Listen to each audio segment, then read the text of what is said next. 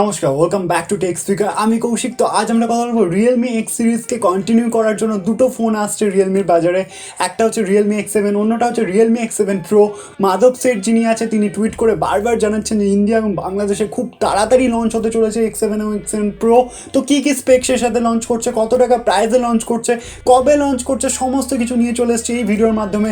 যারা ভালো ডিজাইন চাও, মিড রেঞ্জের মধ্যে ভালো ডিজাইন চাও, ভালো ক্যামেরা চাও, ভালো পারফরমেন্স চাও, অ্যাকচুয়ালি ভালো চিপসেট চাও, একটু নতুন কিছু দেখতে চাও, তাদের জন্য এই ফোনটা কিন্তু খুব সুন্দর হতে চলেছে, দুটো ফোনই। তো অবশ্যই ভিডিওটা তোমরা লাস্ট পর্যন্ত দেখলেই দেখতে পারো। চলো দেরি না করে আজকের ভিডিও এখনই স্টার্ট করা যাক। তো প্রথমেই আমরা রিয়েলমি এক্স 7 অর্থাৎ ছোটো ভাইয়ের কথা বলে নেবো। তো রিয়েলমি এক্স 7 আমাদের ডিজাইন যদি নোটিস করি তো তোমাদেরকে ডিসপ্লেতে একটা ছবি শো করছে, ওই রকমই ডিজাইন তোমরা দেখতে পাবে, যেখানে গ্লসি গার্ডিয়ানের ফিনিশিং তোমরা দেখতে পাবে। ক্যামেরা মডিউলটা আমার বেশ ইউনিক লাগছে।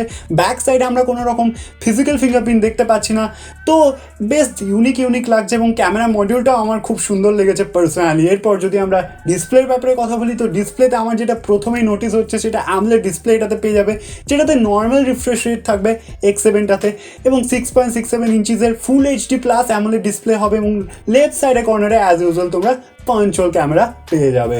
এরপর যদি আরও এগিয়ে যায় ফোনটা চিপসেট বা প্রসেসরের কথা বলি, এখানে মিডিয়াটেকের ডায়মেনসিটি 800U চিপসেটটা দেখতে পাবে, যেটা একটা মিড রেঞ্জ ক্যাটাগরি বা ফ্ল্যাগশিপ ক্যাটাগরি চিপসেট বলতে পারো। পারফরমেন্সে তোমাদের কোনো রকম কমতি হবে না, তাতে তোমরা গেমসই খেলো আর day to day high task করো, এডিটিং করো, 4K এডিটিং পর্যন্তও আমি শুনেছি যে হয়ে যাবে এটাতে। কোনো রকম প্রবলেম কিন্তু তোমাদের ফেস করতে হবে না, পারফরমেন্স নিয়ে কোনো রকম প্রবলেম নেই।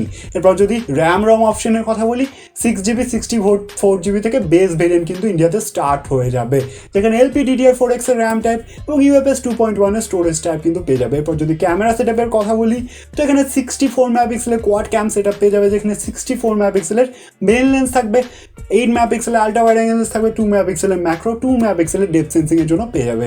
এরপর যদি ফ্রন্ট ক্যামেরার কথা বলি বা পাঞ্চলের মধ্যে 32 মেগাপিক্সেলের সেলফি ক্যামেরা পেয়ে যাবে, যেটা আমাদের ফেসের ফেভারিট সেলফি ছবি নেওয়ার জন্য। এগেইন যেটা ভালো কোয়ালিটি হবে, 32 মেগাপিক্সেল, মানে কম কোয়ালিটি তোমাদেরকে ফেস করতে হবে না। এগেইন যদি এরপর যদি ইউআই এবং অ্যান্ড্রয়েড ভার্জনের কথা বলি তো আউট অফ দ্য বক্স এটা অ্যান্ড্রয়েড 10 সাপোর্ট দেখতে পেয়ে যাবে এবং রিয়েলমি ইউআই এটা রান করবে। ও যদি ব্যাটারি ব্যাকআপ এবং চার্জারের ব্যাপারে কথা বলি তো এখানে 4200 mAh এর ব্যাটারি দেখতে পেয়ে যাবে। অ্যাজ ইউজুয়াল এখানে 65 ওয়াটের ডার্ক চার্জিং টেকনোলজি কিন্তু দেখতে পেয়ে যাবে, যেটা হাইয়েস্ট নাম্বার অফ রিয়েলমির ক্ষেত্রে চার্জিং টেকনোলজি তারা অফার করছে। তো এরপর ছোট ভাইয়ের হয়ে গেল, এরপর বড় ভাইয়ের ব্যাপারে কথা বলবো আমরা। রিয়েলমি এক্স 7 প্রোর ব্যাপারে কথা বলবো, যেহেতু এটা প্রো তাই একটু প্রো ফিচার্স কিন্তু এটাতে দেখতে পাবে। অ্যাজ ইউজুয়াল যদি ডিজাইনের ব্যাপারে কথা বলি তো ব্যাক ডিজাইনটা রিয়েলমি এক্স 7 এর মতোই দেখতে পাবে, এখানে কোনো চেঞ্জেস নেই। কিন্তু যে চেঞ্জেসটা হচ্ছে সেটা হচ্ছে ডিসপ্লেতে 120 হার্টজের রিফ্রেশ রেট পাবে এবং 6.67 ইঞ্চিসের full HD plus AMOLED display পাবে। অ্যামোলেড ডিসপ্লের সাথে 120 হার্টজের রিফ্রেশ রেট কম্বাইনটা সেরা, দারুণ লাগবে, বিলিভ মি। এর আগে আমরা OnePlus 80তেই এরকমই কম্বিনেশন দেখতে পেয়েছি, যদি তোমাদের মনে না আসে মনে করিয়ে দিচ্ছি। এবং লেফট সাইডে কর্নারে যেমন ওটাতে পাঞ্চল ছিল সেরকমই পেয়ে যাবে 120 হার্টজের রিফ্রেশ রেট অ্যামোলেড ডিসপ্লের সাথে। ভিউইং অ্যাঙ্গেল, ভিউইং পয়েন্ট, মানে ভিউইং এক্সপিরিয়েন্স দি বেস্ট হবে এই ফোনটার সাথে। এরপর যদি প্রসেসর বা চিপসেটের ব্যাপারে কথা বলি, মিডিয়াটেকের ডায়মেনসিটি 100U চিপসেটটা কিন্তু তোমরা দেখতে পেয়ে যাবে, যেটা এগেইন ফ্ল্যাগশিপ ক্যাটাগরির চিপসেট এবং খুব ভালো পারফরমেন্স তোমরা পাবে। পারফরমেন্সে তোমাদের প্রো লেভেলের পারফরমেন্সই অ্যাকচুয়ালি এটা দেবে কিন্তু। যাই হোক, এরপর যদি র্যাম রম অপশনের কথা বলি, এখানেও বেস ভেরিয়েন্টে তোমরা 6GB 64GB দেখতে পেয়ে যাবে। এরপর যদি আরও এগিয়ে যায় ফোনটার ক্যামেরা সেটআপের ব্যাপারে কথা বলি, এটাতেও কিন্তু X7 এর মতনই ক্যামেরা পাবে, মানে 64 মেগাপিক্সেলের কোয়াড ক্যাম সেটআপ পাবে এবং 32 মেগাপিক্সেলের ফ্রন্ট ক্যামেরা পেয়ে যাবে। এরপর যদি আরও এগিয়ে যায় ফোনটার ব্যাপারে, ফোনটা ইউআই এবং অ্যান্ড্রয়েড ভার্জনের কথা বলি, আউট অফ দ্য বক্স এটা অ্যান্ড্রয়েড 10 পাবে এবং এটাও রিয়েলমি ইউআই রান করবে। এরপর যদি আরও এগিয়ে যায় ফোনটার ব্যাটারি ব্যাকআপ এবং চার্জারের ব্যাপারে কথা বলি তো এখানেও 65 ওয়াটের highest number of charging technology তোমরা পেয়ে যাবে এবং এখানে 4500 mAh এর ব্যাটারি পেয়ে যাবে। বক্সের মধ্যে চার্জারটা পাবে, টাইপ সি পোর্ট অবশ্যই পেয়ে যাবে। এরপর যদি বলি দুটো ফোনই কিন্তু তোমরা যেটা কম্বাইন মানে মিল আছে দুটো ফোনই কিন্তু তোমরা কোনো রকম সিম ইজেক্টার দেখতে পাবে, মানে ট্রিপল সিম ইজেক্টার দেখতে পাবে না, যেটা মেমোরি কার্ডের সাপোর্ট আমরা বলি, সেটা কিন্তু দুটো ফোনেই তোমরা পাবে না। এবং দুটো ফোনেই তোমরা 3.5 হেডফোন জ্যাক কিন্তু পাবে না, এই দুটোতেই পাবে না।